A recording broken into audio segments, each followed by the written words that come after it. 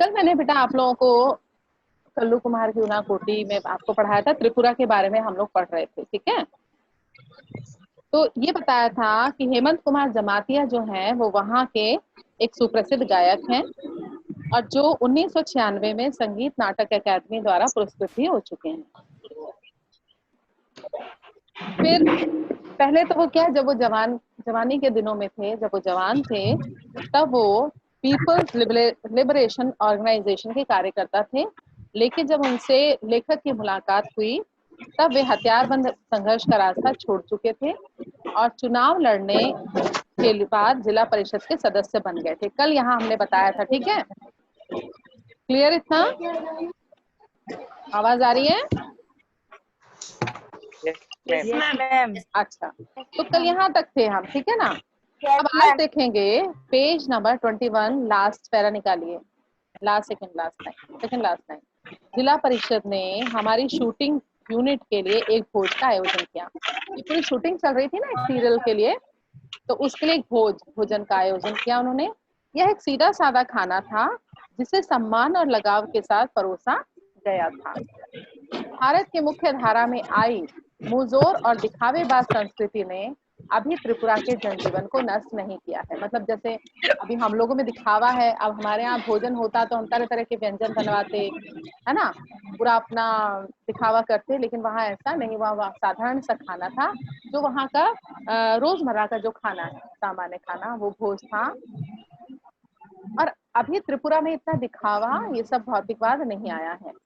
भोज के बाद मैंने हेमंत कुमार जमातिया से एक गीत सुनाने का अनुरोध किया और उन्होंने अपनी धरती पर बहती शक्तिशाली नदियों, ताजगी भरी हवाओं और शांति का एक गीत गाया, ठीक है। तो जब उन्होंने भोजन के बाद हेमंत कुमार जमातिया जो कि एक लोक गायक थे, उनसे गीत सुनाने का अनुरोध किया और उन्होंने अपनी धरती पर Yes, one day. हेलो, और धरती पर जो है शक्तिशाली नदियां, क्योंकि वहां पर क्या है, बड़ी से बड़ी नदियां बहती हैं, ताजी हवाएं हैं, वहां का एक शांति भरा गीत उन्होंने सुनाया। त्रिपुरा में संगीत की जड़ें काफी गहरी प्रतीत होती हैं। त्रिपुरा में जो है जन जन में संगीत है, मतलब लोग संगीत से जुड़े हुए। गौरतलब है कि बॉलीवुड के सबसे मौलिक संगीतकारों में मुझे तो आवाज तो रिटर्न आ रही है। बॉलीवुड के सबसे मौलिक संगीतकारों में एक एस.डी. बर्मन त्रिपुरा से ही आए थे। दरअसल वे त्रिपुरा के राज परिवार के उत्तराधिकारियों में से एक थे। तो अब आप लोगों ने तो शायद नहीं सुना होगा आर.डी. बर्मन, एस.डी. बर्मन का, है ना, ये संगीतकार हुए हैं अपने फिल्म जगत के मशहूर।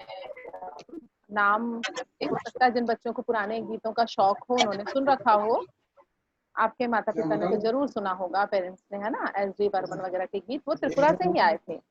दरअसल वे त्रिपुरा के राज परिवार के उत्तराधिकारियों में से एक थे। तिलियामुरा शहर के वार्ड नंबर 3 में मेरी मुलाकात एक और गायक मंजू ऋषिदास से हुई। कहा ना कि वहाँ के लोग, अभी बताया कि वहाँ के लोग संगीत से जुड़े हुए हैं। वहाँ संगीत जो है वहाँ की जड़ों में समाया हुआ है, अर्थात लोक में संगीत है, मतलब लोग जो है वो संगीत से बहुत जुड़े हुए हैं। तो टिलियामुरा शहर के वार्ड नंबर 3 में मेरी मुलाकात एक और गायक मंजू ऋषिदास से हुई। ऋषिदास मोचियों के एक समुदाय का नाम है। वहाँ जो ऋषिदास जो सरनेम है, ऋषिदास कौन होते हैं वहां पर, जो मोची, वहां के मोची समुदाय का एक नाम है। लेकिन जूते बनाने के अलावा इस समुदाय के कुछ लोगों की विशेषज्ञता थाप वाले वाद्यों जैसे तबला और ढोल के निर्माण और उनकी मरम्मत के काम में भी है। मतलब वो जूते वगैरह सिलने का काम तो करते ही हैं, है ना, तो चमड़े के उससे जुड़े हुए हैं। उसके साथ ही साथ वो लोग जो थाप वाले वाद्य बजाने वाले यंत्र हैं, जैसे कि तबला है, ढोल है, तो उसकी मरम्मत का भी काम करते हैं, उसमें भी उनको विशेषज्ञता हासिल है। मंजू ऋषिदास आकर्षक महिला थी और रेडियो कलाकार होने के अलावा नगर पंचायत में अपने वार्ड का प्रतिनिधित्व भी करती थी। वो एक देखने में बड़ी आकर्षक महिला थी और रेडियो कलाकार भी थी, और वो उसके अलावा जो है नगर पंचायत में अपने वार्ड का प्रतिनिधित्व भी वो करती थी। वे निरक्षर मतलब पढ़ी लिखी नहीं थी, लेकिन अपने वार्ड की सबसे बड़ी आवश्यकता यानी स्वच्छ पेयजल के बारे में उन्हें पूरी जानकारी थी। तो मतलब कुछ भी कार्य करने के लिए, जैसे वो अपने वार्ड की प्रतिनिधित्व तो करती थी, तो उसके लिए पढ़ा लिखा होना, हालांकि ये है कि आज आपके कोई भी चुनाव आप लड़ते हैं छोटे से छोटा, तो उसके लिए एक क्वालिफिकेशन होती है ना, मिनिमम, कि भाई इतना पढ़ा लिखा आपको होना जरूरी है, क्योंकि ऐसा माना जाता है कि पढ़ा लिखा व्यक्ति वो समस्याओं को अच्छी तरह से समझ सकता है, जन जन तक अपनी बात अच्छी तरह पहुंचा सकता है। लेकिन ऐसा नहीं है, वो निरक्षर थी, पढ़ी लिखी नहीं थी, लेकिन जो उनके वार्ड की सबसे बड़ी आवश्यकता जो स्वच्छ पेयजल की थी, उनके बारे में उन्हें पूरी जानकारी थी। नगर पंचायत को वे अपने वार्ड में नल का पानी पहुंचाने और इसकी मुख्य गलियों में ईंटें बिछाने के लिए राजी कर चुकी थी। और नगर पंचायत को वे अपने वार्ड में नल के पानी पहुंचाने के लिए ना पूरे वार्ड में, और मुख्य गलियां जो है उसमें ईंटें बिछाने के लिए वो नगर पंचायत को राजी कर चुकी थी। और मतलब ये है कि वो निरक्षर होते हुए भी बहुत जागरूक थी अपने क्षेत्र के प्रति, जो उनका क्षेत्र था उसमें। हमारे लिए उन्होंने 2 गीत गाए और इसमें उनके पति ने शामिल होने की कोशिश की। 2 गीत गाए और उसमें पति ने भी उनका साथ दिया, क्योंकि मैं उस समय उनके गाने की शूटिंग भी कर रहा था। गाने के बाद वे तुरंत एक गृहिणी की भूमिका में भी आ गए, मतलब उन्होंने गाना गाया और गाने के बाद तुरंत एक गृहिणी का भी जो उनकी भूमिका थी उसमें भी आ गई, यानी जो उनको काम वाम करना था घर का उसमें भी आ गई, और बगैर किसी हिचक के हमारे लिए चाय बना कर ले आई। मैं इस बात को लेकर आश्वस्त हूँ कि किसी उत्तर भारतीय गांव में ऐसा होना संभव नहीं है। मतलब वो कह रहे हैं, पहले तो उन्होंने गाना सुनाया, गाना सुनाने के बाद तुरंत वो चाय बना करके लेकर आई, और इस प्रकार से ऐसी जो मतलब बात हम उत्तर भारत के किसी गांव में, हम क्योंकि लेखक जो है वो उत्तर भारत से बिलोंग करते हैं, उन्होंने कहा ऐसा उत्तर भारत के शहरों में देखने के लिए नहीं मिलेगा, क्योंकि स्वच्छता के नाम पर एक नई किस्म की अछूत प्रथा वहां भी चलन में है। मतलब स्वच्छता के नाम पर, यानी कि जैसे दिखावा होता है कि भाई ये निम्न जाति का है तो इसके घर का हम पानी भी नहीं पियेंगे, चाय भी नहीं पियेंगे, है ना। लेकिन वहां ऐसी अभी अछूत परंपरा जो है वो वहां पर नहीं है, लेकिन उत्तर भारत में है। त्रिपुरा के हिंसाग्रस्त मुख्य मार्ग में प्रवेश करने से, त्रिपुरा का हिंसा जो मतलब ऐसा क्षेत्र जो हिंसा ग्रस्त है, जहाँ पर हिंसा है, हिंसा क्यों है, हिंसा क्यों है, हिंसा इसलिए है क्योंकि वो जो वहाँ के मूल निवासी हैं वो बाहर से आए हुए जो लोग हैं प्रवासी, है ना, उनको वहां से हटाना चाहते हैं। तो इसलिए कुछ क्षेत्र ऐसे हैं जो हिंसा वहां पर हिंसाग्रस्त हैं। तो त्रिपुरा के हिंसाग्रस्त मुख्य मार्ग में प्रवेश करने से पहले अंतिम पड़ाव जो है वो टिलियामोरा है ना। टिलियामोरा के बाद जो है वो कुछ एरिया हिंसा ग्रस्त आता है, जहाँ हिंसा मतलब ऐसी घटनाएं कि सैनिकों पर क्या बोलते हैं आक्रमण करने की, उन पर हमला करने की, इस तरह की घटनाएं मिलती हैं। पहले न्यूज़पेपर्स भी ऐसी घटनाओं से भरे पड़े रहते थे। तो अंतिम पड़ाव टिलियामुरा ही है। राष्ट्रीय राजमार्ग 44 पर अगले 43 यानी 83 किलोमीटर यानी मनु तक की यात्रा के दौरान ट्रैफिक सीआरपीएफ की सुरक्षा में काफिलों की शक्ल में चलता है। यानी कि जो टिलियामुरा के आगे जो ट्रैफिक जाता है, वो ट्रैफिक जो है वो सीआरपीएफ उसको सुरक्षा प्रदान करती है काफिलों के रूप में, जैसे कि आगे सीआरपीएफ की गाड़ी होती है, पीछे सीआरपीएफ की गाड़ी होती है, और बीच में जो निजी गाड़ियां हैं वो चला करती हैं, उनको सुरक्षा देती है। तो इस प्रकार से काफिला जो है वो चलता है। मुख्य सचिव और आईजी सीआरपीएफ से मैंने निवेदन किया था कि वे हमें घेरेबंदी में चलने वाले काफिलों के आगे आगे चलने दें। तो उन्होंने कहा था भाई जो आप घेराबंदी में तो हम लोग चल लेंगे, लेकिन आप उसमें हमको आगे आगे चलने दीजिए, काफिले के आगे। थोड़ी सी नानुपुर के बाद वे इसलिए तैयार हो गए। वो नानुपुर इसलिए करते हैं क्योंकि भाई सुरक्षा जो है, जनता की सुरक्षा का भार उन पर है, और मान लीजिए कोई मिसहैपनिंग हो जाती है ना, जैसे वहां पर जो भी माओवादी हैं या जो भी है वो आक्रमण कर देते हैं, तो जान माल का खतरा है ना। इस वजह से थोड़ी सी नानुपुर के बाद वे इसके लिए तैयार हो गए। लेकिन उनकी शर्त यह थी कि मुझे और मेरे कैमरामैन को सीआरपीएफ की हथियारबंद गाड़ी में चलना होगा। बोले वो तो ठीक है, लेकिन आप दोनों कैमरामैन और आप जो है वो सीआरपीएफ की जो हथियारबंद गाड़ी होती है जिसमें हथियार से लैस होते हैं व्यक्ति, सैनिक होते हैं, तो बोले उस गाड़ी में ही आपको चलना होगा, और यह काम हमें अपने जोखिम पर करना होगा। मतलब आप ये कर तो रहे हैं लेकिन इसके लिए आप ही जिम्मेदार होंगे, ठीक है, क्योंकि प्रशासन तो आपको सुरक्षा दे रहा है, लेकिन आप कह रहे हैं कि आप थोड़ा सा लिबर्टी चाहते हैं, तो इसके लिए आप ये काम करें, लेकिन इसका जोखिम आप ही उठाएंगे, इसलिए हम लोग जिम्मेदार नहीं हैं। काफिला दिन में 11 बजे के आसपास चलना शुरू हुआ। मैं अपनी शूटिंग के काम में ही इतना व्यस्त था कि उस समय तक डर के लिए कोई गुंजाइश ही नहीं थी, मतलब सोचा ही नहीं था कि वहां पर डर है, ये विचार मन में आया ही नहीं था, क्योंकि वो अपनी शूटिंग में व्यस्त थे।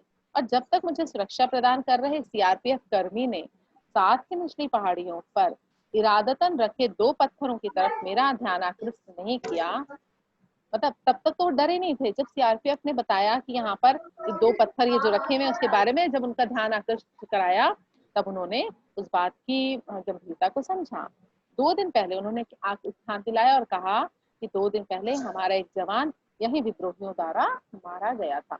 मतलब अभी तक लेखक बिल्कुल इजी थे, शूटिंग में व्यस्त थे, उन्हें पता नहीं था कि यहाँ पर इस तरीके की हिंसाएं भी होती हैं, ऐसी दिक्कतें भी आती हैं।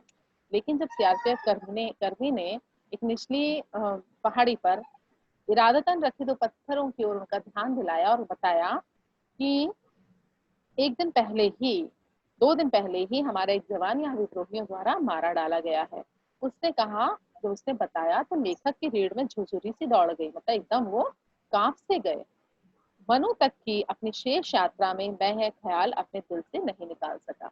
तो तिलियामुरा से मनु तक का जो क्षेत्र है वो हिंसाग्रस्त क्षेत्र है। तो उन्होंने कहा, जब मनु तक की शेष यात्रा में मैं ये बात अपने दिमाग से नहीं निकाल सका कि हमें घेरे हुए सुंदर और अन्यथा शांतिपूर्ण प्रतीत होने वाले जंगलों में किसी जगह बंदूक लिए विद्रोही भी छिपे हो सकते हैं। मतलब जब उन्हें पता चला, मौके की नजाकत को उन्होंने समझा, तो उन्हें बात समझ में आई, तो पूरा रास्ता वो डर से हो गए कि पता नहीं कहाँ विद्रोही छुपे हों और हमें शूट कर दें, है ना, ये उनको ऐसा लगा।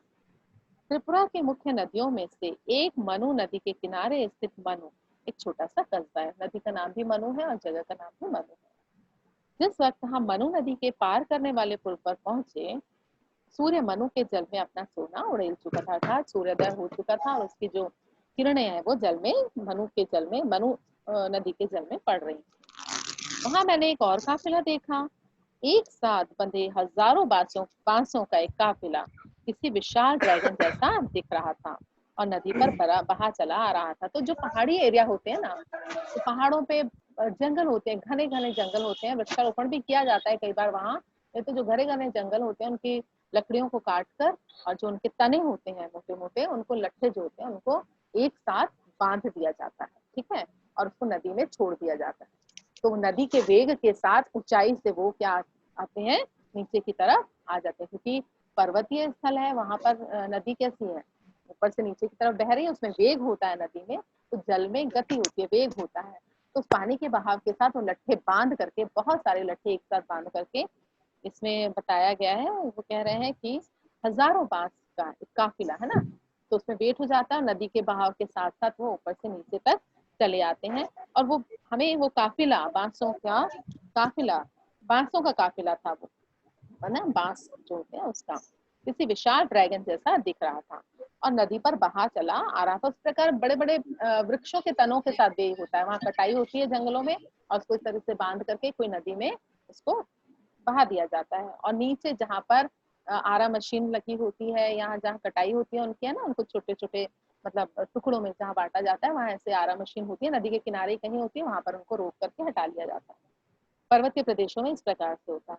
तो और नदी पर बहा, क्योंकि पर्वतीय प्रदेशों में आवागमन का साधन इतना सुगम और सुलभ नहीं होता है, तो विशाल ड्रैगन जैसा दिख रहा था और नदी पर बहा बहा चला आ रहा था, डूबते सूरज की सुनहरी रोशनियों से सुलगा रही और हमारे काफिले को सुरक्षा दे रही। ये सुबह का नहीं था, सूर्योदय का समय नहीं था, सूर्यास्त का समय था, जिस समय की जब वो मनु तक पहुंचे, मनु जगह पर पहुंचे, तो मनु नदी में उन्होंने ऐसा दृश्य देखा। तो शाम को डूबते सूरज की सुनहरी रोशनियों से सुलगा रही थी उसे और रोशन कर रही थी और हमारे काफिले को सुरक्षा दे रही सीआरपीएफ की एक समूची कंपनी के उलट इसकी सुरक्षा का काम सिर्फ 4 व्यक्ति संभालते थे। मतलब जो लोगों की, जो सीआरपीएफ की कंपनी इनके काफिले को जो सुरक्षा दे रही थी वो तो काफी लोग थे, लेकिन यहाँ जो बांस का जो पूरा एक काफिला था उसकी सुरक्षा केवल 4 लोग ही संभाल रहे थे। अब हम उत्तरी त्रिपुरा जिले में आ गए थे। यहाँ के लोकप्रिय घरेलू गतिविधियों में से एक है अगरबत्तियों के लिए बांस की पतली सीखें तैयार करना। तो यहाँ जो कुटीर उद्योग है, घरेलू उद्योग, वो क्या है कि बांस से पतली पतली सी सीखें तैयार करना अगरबत्तियों के लिए। अगरबत्तियां बनाने के लिए इन्हें कर्नाटक और गुजरात भेजा जाता है। तो क्या किया जाता है, इनको इस प्रकार से बारीक बारीक काट करके पत्ती पत्ती, आपने देखा होगा ना अगरबत्तियों में जो सीखें लगती हैं वो कितने लंबी होती हैं, है ना, और पत्ती कैसी होती है, वो सीखें वहां पर तैयार की जाती है अगरबत्तियों के लिए, और फिर उनको कहाँ भेजा जाता है, कर्नाटक और गुजरात, जहाँ पर की अगरबत्ती बनाने के कारखाने। उत्तरी त्रिपुरा जिले का मुख्यालय जो है वो कैलाश शहर है, जो बांग्लादेश की सीमा के काफी करीब है। तो जो त्रिपुरा का जो उत्तरी जिला है ना, वो उसका मुख्य शहर कौन सा है, उत्तरी सीमा का कैलाश शहर है, और जो बांग्लादेश की सीमा के काफी करीब है। मैंने यहाँ के जिलाधिकारी से बात की, जो केरल से आए हुए एक नौजवान थे, है ना, वो जवान थे एक, और जिलाधिकारी जो है वहाँ के वो केरल से आए हुए थे। वे तेज तर्रार, मिलनसार और उत्साही व्यक्ति थे, बहुत तेज भी थे, है ना, मिलनसार थे, मिलते भी और उत्साही। ऐसे लोग होते हैं जिससे मिलकर के हमें खुद उत्साहवर्धन होता है, हमें हम खुद एनर्जेटिक फील करते हैं, ऐसे लोग होते हैं। तो वो उत्साही व्यक्ति भी थे। चाय के दौरान उन्होंने मुझे बताया कि टीपीएस का फुल फॉर्म है टरू पटाटो सीड्स की खेती को त्रिपुरा में खासकर उत्तरी जिलों में किस तरह सफलता मिली है, मतलब त्रिपुरा के उत्तरी भाग में वहां पर टीपीएस एक आलू की एक, है ना, क्वालिटी किस्म है, तो उसकी खेती बोले यहाँ पर बहुत होती है, और खासकर उत्तरी जिलों में काफी इसको सफलता मिली है, क्योंकि वहाँ का क्लाइमेट, वहाँ की मिट्टी उसके अनुरूप हो। आलू की बुआई के लिए आमतौर पर पारंपरिक आलू के लिए, जैसे अगर हम जो पारंपरिक जो एक किस्म है ना, जो मतलब जो किस्म नॉर्मली जो ब्रीड है, उसके आलू के बीजों की जरूरत जो है 2 मीट्रिक टन प्रति हेक्टर पड़ती है, मतलब 1 हेक्टर में 2 मीट्रिक टन वो बीजों की जरूरत पड़ती है। इसके बरक्स सीपीएस की सिर्फ 100 ग्राम मात्रा ही 1 हेक्टर की बुआई के लिए काफी है। और सीपीएस जो एक ब्रीड है, जो एक किस्म है, उसके लिए केवल मतलब अगर जो हम पारंपरिक जो हमारे यहाँ जो नॉर्मल जो आलू आता है एक किस्म का, उस आलू को बोने के लिए प्रति हेक्टर 2 मीट्रिक टन बीजों की जरूरत पड़ती है, किंतु जो टीपीएस जो वैरायटी है वो 1 हेक्टर भूमि में केवल 100 ग्राम ही काफी होती है। त्रिपुरा से टीपीएस का निर्यात अब न केवल असम, मिजोरम, नागालैंड और अरुणाचल प्रदेश को, बल्कि बांग्लादेश, मलेशिया और वियतनाम को भी किया जाता है। मतलब इसका निर्यात यहाँ से कहाँ कहाँ किया जाता है, असम, मिजोरम, नागालैंड, अरुणाचल प्रदेश, और इसके अलावा बाहर दूसरे देशों में भी, जैसे कि बांग्लादेश, मलेशिया और वियतनाम में भी। कलेक्टर ने अपने एक अधिकारी को हमें मुराई गांव ले जाने को कहा। कलेक्टर ने एक अधिकारी को बुलाया और कहा इनके साथ हम मुराई गांव जाएं और वहां पर किस प्रकार से टीपीएस की खेती की जाती है उसके बारे में बताएं। फिर जिलाधिकारी ने अचानक मुझसे पूछा, क्या आप उनाकोटी में शूटिंग करना पसंद करेंगे। अब आया असली, अभी तक तो हम त्रिपुरा के बारे में जान रहे थे, वहाँ के लोगों के बारे में जान रहे थे, और वहाँ किस प्रकार की गतिविधियां चल रही हैं, ठीक है ना, वहाँ मतलब विद्रोही जो है वो लोगों पर आक्रमण करते हैं, क्यों, वो उनका जो मूल है, उनका अधिकार है, वो पाना चाहते हैं, क्योंकि त्रिपुरा में दूसरे देश से आए, दूसरी जगह से आए हुए, दूसरे स्टेट से भी, है ना, और दूसरे देश से भी आए हुए लोग जो हैं काफी घुसपैठिए हैं वहां पर। तो लोगों में असंतोष है जो वहाँ के मूल निवासी हैं, और वो समय समय पर अपना विरोध जताते रहते हैं। तो अब जो है जिलाधिकारी ने उससे कहा, क्या आप उनाकोटी में शूटिंग करना पसंद करेंगे। यह नाम मुझे तो जाना पहचाना सा लगा, लेकिन इसके बारे में मुझे कोई जानकारी नहीं थी। नाम तो लगा कि जाना पहचाना सा, लेकिन जानकारी कोई नहीं। जिलाधिकारी ने आगे बताया कि यह भारत का सबसे बड़ा नहीं तो सबसे बड़े शैव तीर्थों में से तो एक है, कि अगर ये भारत का सबसे बड़ा तीर्थ नहीं है, ना हो सकता ना हो, लेकिन शैव शैव और वैष्णव जो मत है ना, विष्णु को मानने वाले वैष्णव और शैव शिव को मानने वाले शैव, तो शैव तीर्थों में जो शिव के जहाँ पर बड़े बड़े शिवालय हैं, उनमें से शैव तीर्थों में से ये एक बड़ा तो है ही। संसार के इस हिस्से में जहाँ युगों से स्थानीय आदिवासी धर्म ही पलते फूलते रहे हैं, शैव तीर्थ, बड़ा आश्चर्य हुआ लेखक को जान करके कि संसार के इस हिस्से में जहाँ युगों से स्थानीय आदिवासी धर्म ही फलते फूलते रहे हैं, ठीक है ना, क्योंकि वो आदिवासी क्षेत्र था और वहां पर आदिवासी धर्म ही फल फूल रहे थे, लेकिन ऐसे में यहाँ एक शैव तीर्थ, बड़ा आश्चर्य हुआ लेखक को। जिलाधिकारी के लिए मेरी उत्सुकता स्पष्ट थी, जिलाधिकारी समझ गए थे कि ये उत्सुक है ना। यह जगह जंगल में काफी भीतर है, हालांकि यहाँ से इसकी दूरी सिर्फ 9 किलोमीटर है। जंगल में काफी भीतर है ये स्थल, और लेकिन जहाँ वो थे वहां से सिर्फ वो 9 किलोमीटर दूर पर ही था। अब तक मेरे ऊपर इस जगह का रंग चढ़ चुका था। अब तक जो है लेखक को समझ में आ गया था, वो मतलब रंग चढ़ चुका था कि मुझे यहाँ के दर्शन करना है। तिलियामुरा से मनु तक की यात्रा कर लेने के बाद मैं खुद को ज्यादा साहसी भी महसूस करने लगा था। तिलियामुरा और मनु के बीच जो काफी सेंसिटिव एरिया है, संवेदनशील वो क्षेत्र है, तो उसमें जब वो यात्रा कर लिया उन्होंने, तो अब उनके लिए ये बड़ा इजी महसूस करने लगे, वो बड़े साहसी अपने आप को फील करने लगे, महसूस करने लगे। मैंने कहा कि मैं निश्चय ही वहां जाना चाहूंगा, और यदि संभव हुआ तो इस जगह की शूटिंग करना भी मुझे अच्छा लगे। बोले बिल्कुल, मुझे तो जाना ही है। अगर हम भी किसी जगह जाते हैं घूमने के लिए और हमें बताया जाता है कि यहाँ पर एक संसार की प्रसिद्ध, लेकिन लोग ज्यादा जानते नहीं, और ऐसी जगह है वो आप देखना चाहेंगे, तो नेचुरली हम भी उसको देखना चाहेंगे। तो उन्होंने निश्चय किया कि हाँ भाई मैं वहां जाऊंगा, और संभव हुआ तो इस जगह की शूटिंग करना भी मुझे अच्छा लगेगा। अगले दिन जिलाधिकारी ने सारे सुरक्षा इंतजाम किए, और यहाँ तक कि उनाकोटी में ही हमें लंच कराने का प्रस्ताव भी रखा, और कहा कि भाई आपको हम लंच जो है वो उनाकोटी में ही कराएंगे। वहां हम सुबह 9 बजे के आसपास पहुंच गए, लेकिन 1 घंटे हमें इंतजार करना पड़ा, क्योंकि खासे ऊंचे पहाड़ों से घिरी होने के चलते इस जगह सूरज की रोशनी 10 बजे ही पहुंची।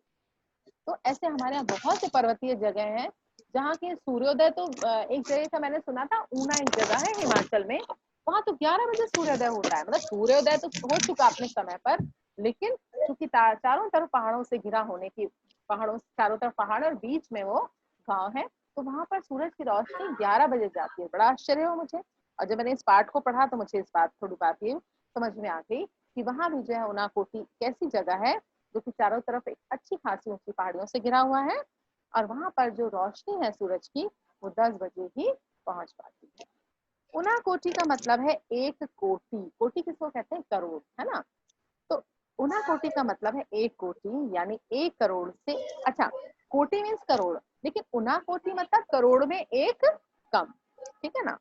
तो एक दंत कथा है कि उनाकोटी में शिव की 1 कोटि से कम मूर्तियां, मतलब वहां जो इतनी मूर्तियां हैं शिव की, जो मूर्तियां मीन्स क्या है, तो वो बने होंगे, क्या बोलते हैं उसको, शिव के ना पिंडी, शिव पिंडी बनी होंगी, तो वो जो है वो वहां पर 1 करोड़ से एक कम है। इसके पीछे एक कथा है। विद्वानों का मानना है कि यह जगह 10 वर्ग किलोमीटर से कुछ ज्यादा इलाके में फैली है। कितना एरिया है इसका, 10 वर्ग किलोमीटर से ज्यादा ही है ये। और पाल शासक के दौरान 9वीं से 12वीं सदी तक के 300 वर्षों में यहाँ चहल पहल रहा करती थी। तो यहाँ पाल शासक वंश था, और 9वीं से 12वीं सदी तक के 300 वर्षों में ये यहाँ पर काफी चहल पहल रहती थी। पहाड़ों को अंदर से काटकर यहाँ विशाल आधार मूर्तियां बनी हुई हैं। अच्छा, यहाँ मूर्तियां हैं एक्चुअली, क्या है ये मूर्ति, पहाड़ों को अंदर से काट दिया गया है, और विशाल आधार मूर्तियां मतलब उस पहाड़ को काट करके ही मूर्तियां बनाई गई है ना। एक विशाल चट्टान ऋषि भागीरथ की प्रार्थना पर एक स्वर्ग से पृथ्वी पर गंगा के अवतरण के मिथक को चित्रित करती है। एक ऐसी विशाल चट्टान है यहाँ पर, जो कि जैसे ऋषि भागीरथ की प्रार्थना पर जो गंगा है उस स्वर्ग से पृथ्वी पर उतरी थी, अवतरण हुआ था, ये एक मिथक है, यानी कि पौराणिक कथा को इसको एक चित्रित करती है। वहां एक ऐसा मतलब मूर्ति बनी हुई है ना, ऐसे विशाल चट्टान है, जो कि ऐसा कहा गया है कि ये ऋषि भागीरथ की प्रार्थना पर स्वर्ग से पृथ्वी पर गंगा के अवतरण के मिथक को चित्रित करती है। गंगा अवतरण के धक्के से कहीं पृथ्वी धस कर पाताल लोक में न चली जाए, लिहाजा शिव को इसलिए तैयार किया गया कि वे गंगा को अपनी जटाओं में उलझा लें और इसके बाद धीरे धीरे पृथ्वी पर बहने दें, है ना। ऋषि भागीरथ ने गंगा को पृथ्वी पर उतारने के लिए प्रार्थना, गंगा के पृथ्वी पर उतारने के लिए प्रार्थना की थी, और गंगा का अवतरण, क्योंकि गंगा में बहुत वेग था और एकदम से वो वेग के साथ पृथ्वी पर आती, तो जो पृथ्वी है, जो धरती है, वो पाताल लोक में कहीं धस ना जाए, कहीं चली ना जाए, लिहाजा शिव को इसलिए तैयार किया गया था कि भाई आप जो है गंगा को किसमें ले लें, पहले अपनी जटाओं में, जटाओं में लेने से उलझा लें, फिर गंगा जो है उसका वेग धीरे हो जाएगा और फिर धीरे धीरे वो धरती पर उतरेगी, ठीक है। तो शिव का चेहरा एक समूची चट्टान पर बना हुआ है ना। और इसकी जटाएं 2 पहाड़ों की चोटियों पर फैली हुई है। अभी अपन इमेजिन करें तो कितना अच्छा लग रहा है, जैसे शिव का एक प्रतिमा होगी, है ना, जिसकी 2 जटाएं निकली हुई हैं, और गंगा जो है वो वहां से, मतलब ऐसा कहा गया था कि जब गंगा पृथ्वी पर उतरी थी तो यही वो जगह है जहाँ शिव ने उसको अपनी जटाओं में ले लिया था। तो भारत में शिव की सबसे बड़ी आधार मूर्ति है। पूरे साल बहने वाला एक जलप्रपात पहाड़ों से उतरता है, जिसे गंगा जितना ही पवित्र माना जाता है। यह पूरा इलाका ही शब्दशः देवी देवताओं की मूर्तियों से भरा है। मतलब प्रत्येक शब्द के अनुसार ये सारा इलाका जो है किससे भरा हुआ है? देवी देवताओं की मूर्तियों से भरा हुआ है। इन आधार मूर्तियों के निर्माता अभी चिन्हित नहीं किए गए हैं। मतलब ये जो आधार मूर्तियां इसलिए किसी पहाड़ को काट करके बनाई गई हैं, ठीक है ना। तो अभी ऐसा पहचान नहीं हुई है कि ये किनके बनाए हुए मूर्तियां हैं। ये स्थानीय आदिवासियों का मानना है, जो वहां के रहने वाले हैं आदिवासी, उनका मानना है कि इन मूर्तियों का निर्माता कल्लू कुम्हार था। कि किसने बनाया था? कल्लू कुम्हार। वह पार्वती का एक भक्त था और शिव पार्वती के साथ उनके निवास कैलाश पर्वत पर जाना चाहता था। और पार्वती के जोर देने पर, एक मिनट बच्चों, है ना, हमारी क्लास 9 से 9:30 थी, ठीक है। अब 9:30 से ज्यादा टाइम हो गया है। अब मैम आपकी क्लास लेंगे, इसलिए आज हम ये जो अपना पाठ है इसको यहीं विराम देते हैं। कल हम इसको कंटिन्यू करेंगे, कल ये हो जाएगा और इसके साथ ही साथ हम क्वेश्चन डिस्कस कर लेंगे। समझ में आ रहा है? Hello, okay ma'am. ठीक है बेटा, आज यहाँ तक पढ़ते हैं, कल हम क्वेश्चन आंसर्स और इसको कंप्लीट करेंगे। अच्छा, एक बार बताइए मुझे कि ये जो मैं पढ़ा रही हूँ समझ में आ रहा है या नहीं? हाँ, क्लियर है? Yes ma'am. Yes ma'am.